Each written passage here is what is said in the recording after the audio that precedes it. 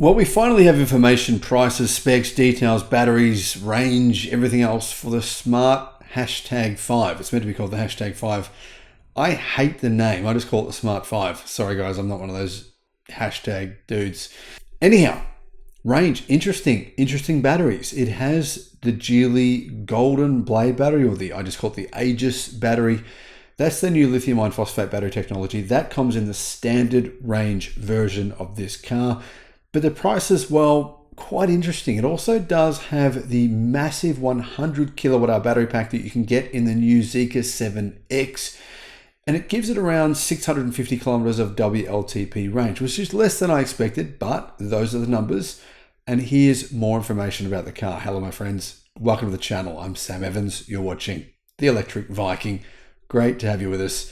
And you know what? I have a rival to this car. I'm about to take delivery of it in the next, I think, maybe about a week away, the Xpeng G6. So very interesting if you compare what you get for your money versus the G6. Now, I think the G6 could be better value than this, but I want to know what your opinion is after I share these stats with you. Let me know if you agree with me. So there is technically 4 different models. And the price is actually similar to the Tesla Model Y price in China.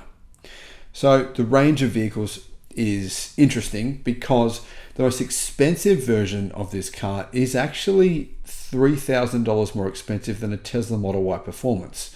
But for good reason. Yes, the battery pack is the most expensive part of an EV still. And if you're going to get a 100 kWh battery pack with an 800 volt architecture, then you've got to pay for it. So the cheapest model costs $33,700 about similar price to a Model Y, about $1,000 cheaper, and the most expensive version is $51,700. So the cheapest version comes with Geely's Aegis short blade battery. It gets 570 kilometers of range. That's CLTC, so WLTP probably around 500 kilometers of range. That's called the Long Range Adventure Standard Edition. The Long Range Adventure Deluxe Edition obviously is the same car, just has a higher level of standard equipment that has the same battery, same range. The Ultra Long Range Deluxe Edition is more expensive.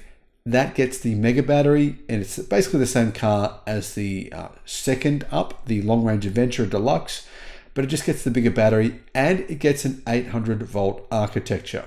That gives it faster charging speed and of course more range. The Jungle Realm Limited Edition, that's, I think what I said, 3 models really, because this is just a limited edition. You pay more for this vehicle, and I believe it's all-wheel drive. So this is the performance model of the car. This is the one that costs $51,700. So it's certainly not cheap, and that's even in China. I imagine it'd cost about 100,000 Australian dollars if it does come to Australia. That's all-wheel drive, 100 kWh battery pack, 800 volt platform, but it has a lot less range. And the reason for that, it has only 580 kilometers of CLTC range, so about 500 kilometers of WLTP range. You're probably thinking to yourself, 100 kWh battery pack, 500 kilometers of WLTP range, so about 300 miles. That is terrible. That is shocking. You're right, but it's just for one reason. The reason is that ridiculous roof rack on the top of it. It is ridiculous, honestly. If you've got an EV and you install a roof rack like that is literally a wind sail, then you must be high as Snoop Dogg. I don't know, who gets high these days? High as everyone who lives in California. I know you don't all get high, don't worry. Now, honestly, that roof rack is just a wind sail, and I'm sure that you wouldn't really use that in real life. That's what you put on, your one of your worked over pickup trucks, right? That you're gonna guys soup them up and they spend all this money on them. They put on these. My dad's got one of these roof racks. They're loud, they make noises, and they are like a wind sail. Don't use one of those. Crazy. Now, roof racks are great, but just not these ones.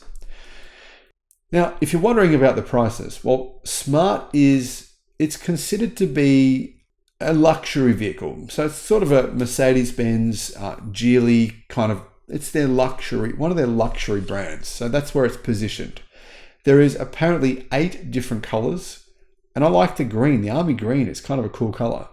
There's also 6 different interior colors, plus there's different combinations of colors. There's a lot of options and choice. I know in China, You can get all these, you can tell them, I want this roof color, I want the body this color, I want the interior to have this color, half of it, and this color, the other half. They do all this stuff for you. It's amazing. It's almost like Bentley level specifications. Anyhow, that Jungle Realm edition that costs $51,700 comes equipped with an outdoor adventure package, including that crazy looking roof rack, which is an X-shaped painted roof platform. Luggage racks it comes with as well, plus a small container on the side of the car, a side ladder, not that you're ever going to use that thing, side steps, and a hidden trailer connector with a towing capacity of 1,500 kilograms, which is about 3,200 pounds. The luggage racks support a static load of 240 kilograms and a dynamic load of 100 kilos. The trunk is also equipped with a 220 volt power interface to support vehicle to load external discharge functions. So how big is this Smart 5? Well, it's actually a little bit smaller than a Tesla Model Y. Of course, it's shaped more like a traditional SUV, so the interior space will probably be similar to a Model Y for that reason. It's 4.7 meters long, 1.9 meters wide, and 1.7 meters is the actual height of this vehicle. Wheelbase, it's got a long wheelbase, 2.9 meter wheelbase. Ground clearance is 156 millimeters. So yeah, not for off-roading, but the off-road version has a ground clearance of 231 millimeters. It's one of the reasons why it gets really bad range. The Smart 5 is offered in rear-wheel drive and all-wheel drive, as I mentioned before. So the rear-wheel drive, there's two different motor options. If you get the base version, the non-luxury spec of the car, it has 250 kilowatt, which is more than enough power.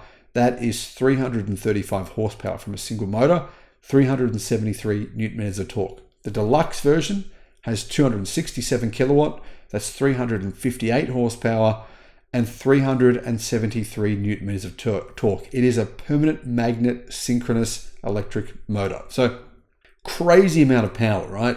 Crazy amount of power from a single small motor, 267 kilowatt and 360 horsepower. Comes with a 76 kilowatt hour lithium iron phosphate battery. That's called the Golden Blade battery or the Aegis short blade battery. The blades are about half as long as a BYD lithium iron phosphate battery. And the reason that Geely made them half as long is because they charge much faster. They charge about twice as fast. No, actually they don't. They charge much faster than twice as fast. Theoretically, these batteries actually can charge it up to 600 kilowatt. Not theoretically, in fact, they are in another Geely car, which I saw charge at a speed of about 580 kilowatt using the right charger. So that's one of the big benefits of those batteries. Now, this vehicle, it won't charge at those speeds because it doesn't have an 800 volt architecture for that battery. But if it did, then it could potentially charge at those speeds. The long range version of this car has a 100 kilowatt hour ternary lithium battery pack, meaning an NMC nickel manganese cobalt battery pack. And it gives a range of 740 kilometers, and it's not stuff on the outside like, steps and ladders and racks and all that stuff. And that's a pretty good range for the base model, 570 kilometers with all that stuff on it. But the real one you want to get is 740 kilometers, so about probably 640 kilometers WLTP. That's a fair bit of range, but it's not quite as much as I expected. For example, the Tesla Model Y rear-wheel drive gets 600 kilometers WLTP with a much smaller battery, with a battery pack that's about 30% smaller. Anyhow, performance, 6.5 seconds for the rear-wheel drive, and the all-wheel drive, they haven't disclosed the price, but I estimate that one would be able to do 0 to 100 in about 3.8 seconds.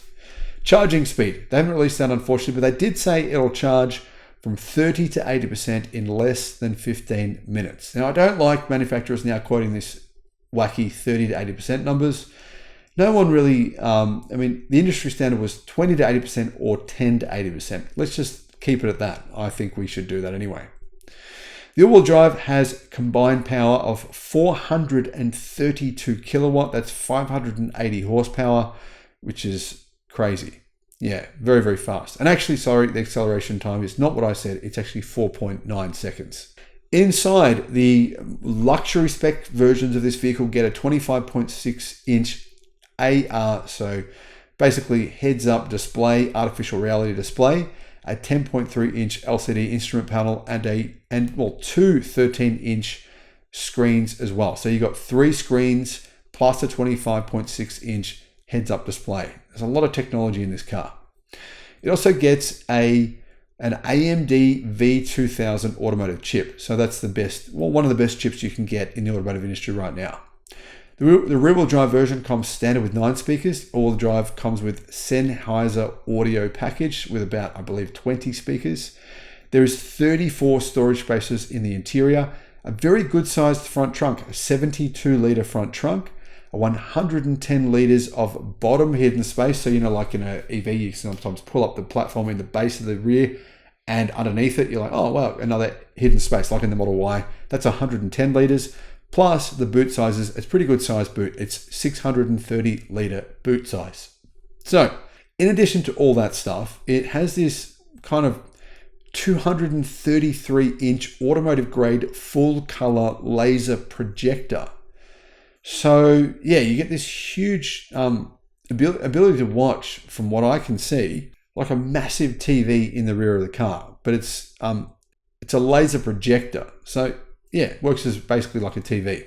In terms of safety, the Smart 5 features the Smart Pilot Assist 3.0 intelligent driving assistance system powered by dual NVIDIA Drive Orin X autonomous driving chips with 23 so-called standard capabilities. Don't know what that means, but some of those include traffic jam assist, blind spot monitoring, forward rear collision mitigation, lane change assist, and parking assist. There is 8 airbags in the vehicle, 2 front airbags, 2 front side airbags, 2 side curtain airbags, a far side airbag, and an optional zero gravity seat cushion airbag. So you can option with this car as well a zero gravity seat, which is pretty cool. Some Chinese EVs have them now. Essentially, it's just for meditation, luxury. If you want to hang out in your car, it puts on this massage function. The seat kind of tilts backwards, and it feels like kind of like you're in business class. I don't know if you've felt that experience before, but it's sort of like being in business class where you can have the seat, but it's better seat than in business class. It has actual massage functions inside the seat. So if you want to pay an extra about $5,000, I think it's about that in terms of Australian dollars, about $3,000 US, you can get these seats. They're pretty damn awesome. I've sat in them in China. That's everything with this car. I understand that this is not really a rival to, something like a Tesla. I mean, obviously Smart are positioning themselves. They believe that they're more of a luxury vehicle, and they certainly do look good. If you think about all the things that you can get here, you can get that massive battery pack. I think the charging speed on the 800 volt version of this car is probably likely to be very fast, probably likely to be up to 500 kilowatt charging on that version of the car. I mean, obviously there's not chargers for that outside of China, but the truth is you're going to get really good charging speeds, and it will charge as quickly as probably any other car on the market. The base model with a 400 volt architecture, of course, it won't have that ability, but it's still a great car. The battery pack is the one consideration. Personally, if I was going to buy this car, I think the standard range deluxe or the deluxe version with the lithium iron phosphate blade battery, the Geely blade battery, that's a phenomenal battery technology. That's the version of this car I would be looking at. I think it's quite good, quite a good car. The only question is, there's a lot of rivals in this sector. I mean, that some people might say a better value. It's a tough market. The Zeekr 7X is clearly a rival for this. The Zeekr 7X pricing is very similar to this, but it's a bigger car. It's about 10% bigger. Let me know what your thoughts are. Which one would you get? The Zeekr 7X or the Smart 5? Thanks for watching.